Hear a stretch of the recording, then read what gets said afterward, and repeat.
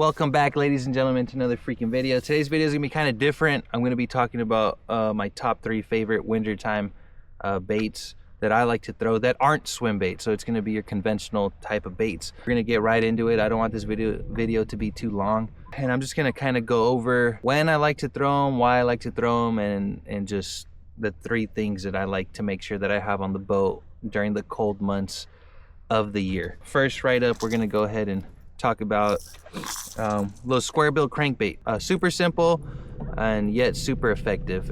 This bait right here, you can buy them in a bunch of different sizes.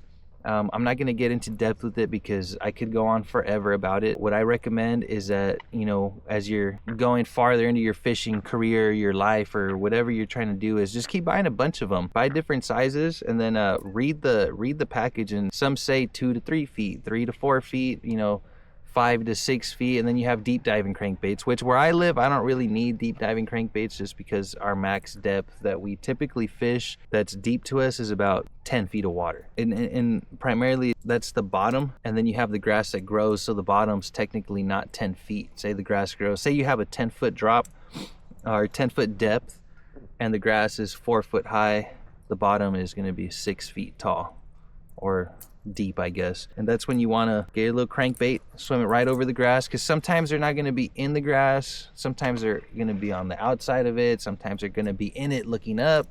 It all just depends. And all three of these baits that I'm talking about are very key around grassy areas, around rocks, I guess, and fast water. It just depends on your situation and what you guys are doing. But in the wintertime, I suggest that you always have a square bill crankbait tied on. I like the Little Johns too. I don't have, let me see if I have one right here. Okay, let me backtrack a little bit. There's 2 different kinds of square bills that I recommend. Is a little skinny one and a little wide one. Okay, I'm really bad at these videos. I'm trying to do my best. If they're not biting a wider wobble, because okay, so this more round looking square bill is going to have a wider wobble to it. People say to throw this during the summer.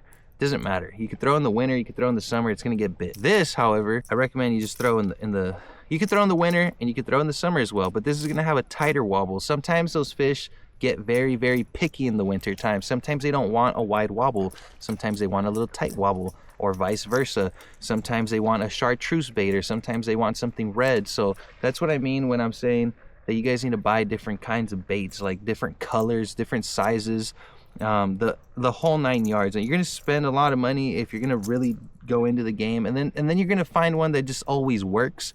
And then it's going to change again. The temperature is going to change, the weather is going to change, the fish's behavior is going to change. So maybe they're going to want red, so then you're going to throw red, because then the crawfish are going to start spawning and they're not going to want to bite the shad as much anymore. And you could tell a lot by when you catch your fish, if in the side, the roof of the mouth, if it's really red, or if their teeth are really sharp. Typically, if they're really sharp, they're eating shad. Typically, if it's red, they're eating crawfish. You can have a mixture of both going on at the same time, but that's just my take on a square bill crankbait in the winter, and why it's important to have. You don't want to get into the grass, you want to stay right above it, so you're gonna hover and fish right above the grass versus getting into it. Now, talking about getting into the grass, what I like is a lipless crankbait.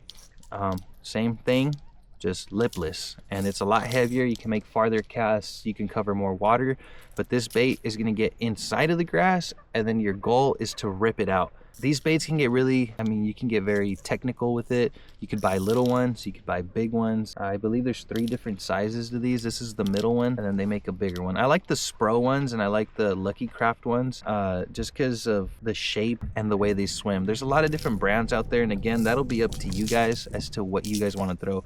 But again, in the grass, definitely gonna bust this out. I'm gonna start covering water, I'm gonna make fan casts, and eventually you might run into one. And when you run into one, you're gonna want to keep casting. You know, there might be a little school, so then just stay put in one spot, keep casting out there, and you might pluck off 1 or 2 fish, especially if you're in a tournament fishing. You're definitely gonna want to stay in one area. You're always gonna want to have a lipless crankbait and a regular crankbait. I mean, there's really nothing to this. You're throwing it, it's fluttering down, and a lot of times you might get bit on the fall, and you might get bit as soon as it rips out of the grass, or sometimes it rips out of the grass, and then as it falls, that's when you get bit. Super important to have. This is probably like my #1 bait out of these top 3 to have inside your tackle box. But definitely Spro or Lucky Craft, I will say the brand, because I like those brands. And then my 3rd and final bait for this, folks, for this video, folks, is a jerkbait. I like Megabass and I like Lucky Craft for this as well, just because I think the shape and the build and the hooks are a little thin on the Megabass ones, but